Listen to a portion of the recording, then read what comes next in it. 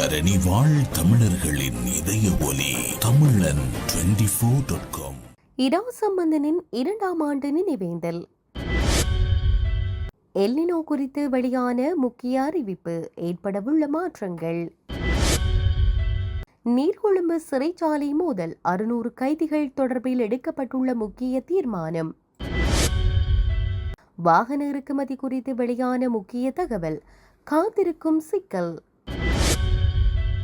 நீர்கொழும்பு சிறைச்சாலை மோதல், ஐநா கடும் கவலை. நாட்டில் டெங்கு மரணங்கள் உயர்வு, அச்சத்தை ஏற்படுத்தும் நோயாளர் எண்ணிக்கை.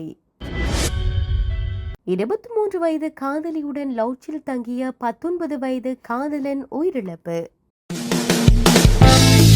சுவிஸ் ஆஃப்ரிங்கன் நகரத்தில் குறைந்த விலையில் சிறந்த தரத்தில் உங்கள் வீட்டு தேவைகளுக்கான யாவும் ஒரே இடத்தில். Little Asia. இங்கே தாயகத்தில் இருந்து தரமான மரக்கறி, ஃப்ரெஷ்ஷான இறைச்சி, சுவையான மீன் வகைகள் மற்றும் ஆசிய, ஆப்பிரிக்க, தாய்லாந்தில் இருந்து இறக்குமதி செய்யப்பட்ட பலசரக்கு பொருட்கள் அனைத்தும் ஒரே கூரையின் கீழ்.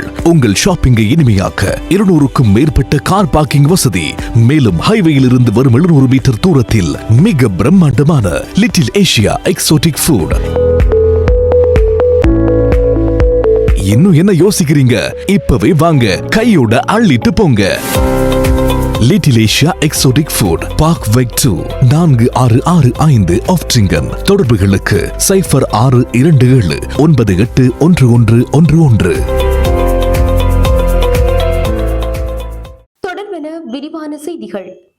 இலங்கை தமிழரசு கட்சியின் தலைவரும் முன்னாள் எதிர்க்கட்சி தலைவருமான அமரர் இரா சம்பந்தனின் 2ஆம் ஆண்டு நினைவேந்தல் நிகழ்வு இன்று திருகோணமலை நகராட்சி மண்டபத்தில் நடைபெற்றது. இலங்கை தமிழரசு கட்சியின் திருகோணமலை மாவட்ட கிளையினால் ஏற்பாடு செய்யப்பட்ட இந்த நினைவேந்தல் நிகழ்வு திருகோணமலை பாராளுமன்ற உறுப்பினர் கதிரவேலு சண்முகம் குகதாசன் தலைமையில் இடம்பெற்றது. இந்நினைவேந்தலின் போது அமரர் இரா சம்பந்தன் அவர்களின் உருவப்படத்திற்கு மலரஞ்சலி மற்றும் சுடரேற்றி அஞ்சலி செலுத்தப்பட்டது. இதில் தமிழ் அரசு கட்சியின் அம்பாறை, மட்டக்களப்பு மற்றும் திருகோணமலை ஆகிய மாவட்டங்களை பிரதிநிதித்துவப்படுத்தும் பாராளுமன்ற உறுப்பினர்கள், உள்ளூராட்சி மன்றங்களின் தலைவர்கள், உறுப்பினர்கள், முன்னாள் பாராளுமன்ற உறுப்பினர்கள் மற்றும் முக்கிய பிரமுகர்கள், கட்சியின் ஆதரவாளர்கள் என பலரும் கலந்து கொண்டனர். வாகன இறக்குமதிக்கு கட்டுப்பாடுகளை விதிப்பது சந்தையில் கடுமையான சிக்கல்களை ஏற்படுத்தும் அபாயம் உள்ளதாக பொருளாதார ஆய்வாளர் தனநாத் பெர்னாண்டோ தெரிவித்துள்ளார். நாட்டின் வாகன தேவை தற்போது பெருமளவில் பூர்த்தியாகியுள்ளதால் கடந்த ஆண்டுடன் ஒப்பிடும்போது இம்முறை வாகன இறக்குமதியால் கிடைக்கும் வரி வருமானம் குறையக்கூடும் என்றும் அவர் குறிப்பிட்டுள்ளார். எதிர்வரும் ஆகஸ்ட் 15ஆம் திகதிக்கு பின்னர் வாகன இறக்குமதி கொள்கையை நீடிப்பது தொடர்பாக அரசாங்கம் எடுக்கும் தீர்மானம் முக்கியமானதாக இருக்கும் என அவர் தெரிவித்துள்ளார். மேலும் அதிக இறக்குமதி வரிகளை தொடர்ச்சியாக விதிப்பதை விட அரசு செலவீனங்களை திறம்பட முகாமைத்துவம் செய்து பொருளாதார சீர்திருத்தங்களை விரைவுபடுத்துவதன் மூலம் நாட்டின் வரி வருவாயையும் பொருளாதார வளர்ச்சியையும் மேம்படுத்த முடியும் என்றும் அவர் வலியுறுத்தினார். நீர்கொழும்பு சிறைச்சாலையில் இருந்து 600க்கும் மேற்பட்ட கைதிகளை நாட்டின் ஏனைய சிறைச்சாலைகளுக்கு இடமாற்றம் செய்வதற்கான ஏற்பாடுகள் தற்போது முன்னெடுக்கப்பட்டு வருவதாக சிறைச்சாலைகள் ஊடக பேச்சாளரும் சிறைச்சாலைகள் ஆணையாளருமான ஏசி கஜநாயக்க தெரிவித்துள்ளார். நீர்கொழும்பு சிறைச்சாலையில் இரு குழுக்களுக்கிடையில் அண்மையில் ஏற்பட்ட வன்முறை மோதலின் போது சொத்துக்களுக்கு ஏற்பட்ட சேதங்கள் குறித்து விசாரிப்பதற்காக விசேட குழு ஒன்று நியமிக்கப்பட்டுள்ளது. அதே நேரம் இந்த மோதல் சம்பவம் குறித்து சரியானதொரு விசாரணையை முன்னெடுப்பதற்காக சிறைச்சாலைகள் திணைக்களத்தினால் மற்றொரு குழுவும் நியமிக்கப்பட்டுள்ளதாக சிறைச்சாலைகள் ஊடக பேச்சாளரும் சிறைச்சாலைகள் ஆணையாளருமான ஏசி கஜநாயக்க தெரிவித்துள்ளார். இதேவேளை இந்த மோதலின் போது உயிரிழந்த 8 சிறைச்சாலை அதிகாரிகளுக்கும் உடனடியாக பதவி உயர்வு மற்றும் இழப்பீடுகளை வழங்குவதற்கு சிறைச்சாலைகள் திணைக்களம் தீர்மானித்துள்ளது. போதைப்பொருள் கடத்தல் விவகாரம் ஒன்றை மையமாக கொண்டு கைதிகளின் இரு குழுக்களுக்கிடையில் ஏற்பட்ட இந்த வன்முறை மோதலில் சிறைச்சாலை அதிகாரிகள் உட்பட 100க்கும் மேற்பட்டோர் காயமடைந்தனர். அத்துடன் 8 சிறைச்சாலை அதிகாரிகள் மற்றும் 21 கைதிகள் உட்பட மொத்தம் 29 பேர் இந்த மோதலில் உயிரிழந்துள்ளமை குறிப்பிடத்தக்கது.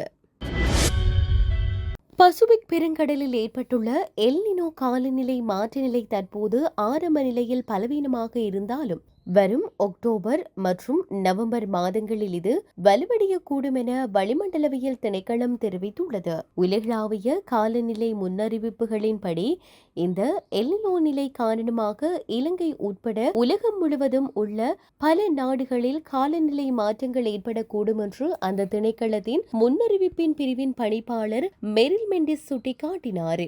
வளிமண்டலவியல் திணைக்களம் முன்னதாக வெளியிட்ட அறிவிப்பின்படி இந்த ஆண்டு நவம்பர் மாதம் முதல் 2027 ஜனவரி வரை எல்னினோ நிலை மிகவும் தீவிரமடைவதற்கு 63% வாய்ப்புகள் உள்ளன. இருப்பினும் அமெரிக்காவின் தேசிய பெருங்கடல் மற்றும் வளிமண்டல நிர்வாகம் இது தீவிரமடையாமல் இருப்பதற்கு 1/3 வாய்ப்புகள் இருப்பதாக குறிப்பிடுகிறது. இந்த நிலையினால் தற்போதுள்ள தென்மேற்கு பருவமழை குறையக்கூடும் என்று சுட்டிக்காட்டிய மெரிஸ் மெண்டிஸ் அக்டோபர் மற்றும் நவம்பர் மாதங்களில் வழக்கமான மழையை விட அதிக மழை வீழ்ச்சி எதிர்பார்க்கப்படுவதாகவும் தெரிவித்தார். தற்போதுள்ள நீர் கொள்வனவு மற்றும் எதிர்காலத்தில் கிடைக்கப்பெறவுள்ள மழை வீழ்ச்சியை கருத்தில் கொண்டு நீரை மிக கவனமாக முகாமைத்துவம் செய்ய நடவடிக்கை எடுக்க வேண்டும் என்றார். அதன்படி விவசாய நடவடிக்கைகள், மின்சார உற்பத்தி மற்றும் குடிநீர் தேவைகளுக்காக நீரை சிக்கனமாகவும் முறையாகவும் பயன்படுத்த நடவடிக்கை எடுக்கப்படும் என அவர் மேலும் கூறினார். நீர்கொழும்பு சிறைச்சாலையில் ஏற்பட்ட வன்முறைகளில் கைதிகள் உயிரிழந்த சம்பவம் பெரும் அதிர்ச்சி அளிப்பதாக ஐக்கிய நாடுகள் மனித உரிமைகள் பேரவையின் ஊடக பேச்சாளர் தெரிவித்துள்ளார். சம்பவம் குறித்து கருத்து வெளியிட்டுள்ள ஐநா ஊடக பேச்சாளர், இம்மோதல்களில் உயிரிழந்த மற்றும் காயமடைந்த கைதிகள், சிறைச்சாலை அதிகாரிகள் உள்ளிட்ட பல டஜன் கணக்கானோரின் குடும்பங்களுக்கு உண்மை என்னவென்று தெரியவர வேண்டும் என்றும் இதற்கு பொறுப்புக்கூறல் அவசியம் என்றும் சுட்டிக்காட்டியுள்ளார். இந்த சம்பவங்கள் தொடர்பாக விசாரணைகளை முன்னெடுப்பதற்கு அதிகாரிகள் உறுதியளித்துள்ளதை நாம் வரவேற்கின்றோம். அவ்விசாரணைகள் உடனடியாகவும் சுயாதீனமாகவும் வெளிப்படை தன்மையுடனும் அமைய வேண்டும். இந்த வன்முறையானது இலங்கையின் தடுப்பு காவல் மையங்கள் தொடர்பான கட்டமைப்பு ரீதியான பிரச்சினைகளுக்கு தீர்வு காண்பதன் அவசியத்தை மீண்டும் உணர்த்தியுள்ளது. நீண்ட காலமாக வழக்கு விசாரணைகளின்றி விளக்கமறியலில் வைக்கப்பட்டிருத்தல், சிறைச்சாலைகளில் நிலவும் அதிகளவான நெரிசல் மற்றும் அங்குள்ள போதிய வசதியின்மை போன்ற குறைபாடுகளும் இப்பிரச்சினைகளுக்கு காரணம் என அவர் சுட்டிக்காட்டியுள்ளார். இலங்கையில் டெங்கு நோயினால் உயிரிழந்தவர்களின் எண்ணிக்கை 47ஆக அதிகரித்துள்ளதாக தேசிய டெங்கு ஒழிப்பு பிரிவு விடுத்துள்ள அறிக்கையில் தெரிவிக்கப்பட்டுள்ளது. இதற்கமைய இந்த ஆண்டில் இதுவரையான காலப்பகுதியில் நாடு முழுவதும் பதிவாகியுள்ள மொத்த டெங்கு நோயாளர்களின் எண்ணிக்கை 67,174ஆக உயர்வடைந்துள்ளது. ஜூலை மாதத்தின் கடந்த 9 நாட்களில் மாத்திரம் 10,685 டெங்கு நோயாளர்கள் பதிவாகியுள்ளனர். நேற்று வெள்ளிக்கிழமை ஒரே நாளில் மாத்திரம் சுமார் 1,110 நோயாளர்கள் அடையாளம் காணப்பட்டுள்ளனர் என்றும் டெங்கு ஒழிப்பு பிரிவின் பதில் பணிப்பாளர் வைத்தியர் கபில கன்னங்கர தெரிவித்துள்ளார். தற்போது நிலவும் இந்த மோசமான சூழ்நிலை காரணமாக நாட்டின் பல பிரதான வைத்தியசாலைகள் தங்களது அதிகப்படியான கொள்ளளவை எட்டியுள்ளதாக குறிப்பிட்டுள்ள அவர், இதனால் வைத்தியசாலைகளில் கடுமையான நெருக்கடியும் நெரிசலும் ஏற்பட்டுள்ளதாக சுட்டிக்காட்டியுள்ளார்.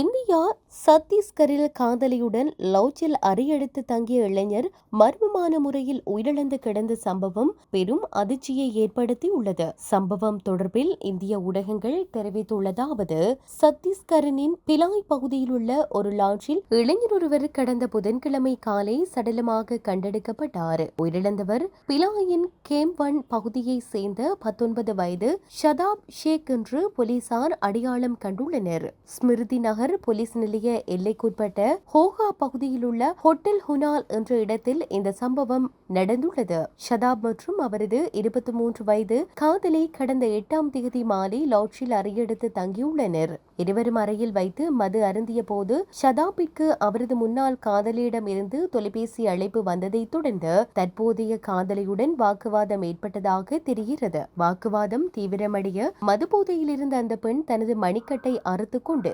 காயப்படுத்திக் கொண்டதாகவும் பின்னர் மயக்கமடைந்ததாகவும் தெரிகிறது. இந்த நிலையில் காதலியின் ஸ்கார்ப் துணியை பயன்படுத்தி தற்கொலை செய்து கொண்டிருக்கலாம் என்று போலீசார் சந்தேகிக்கின்றனர். இருவருக்கும் இடையே வாக்குவாதம் நடந்ததை அறிந்த ஷதாப்பின் நண்பர்கள் சிலர் இரவு 11 மணியளவில் ஹோட்டலுக்கு வந்ததாக ஹோட்டல் ஊழியர்கள் தெரிவித்தனர். அவர்கள் அறையின் கதவை பலமுறை தட்டியும் எந்த பதிலும் கிடைக்கவில்லை.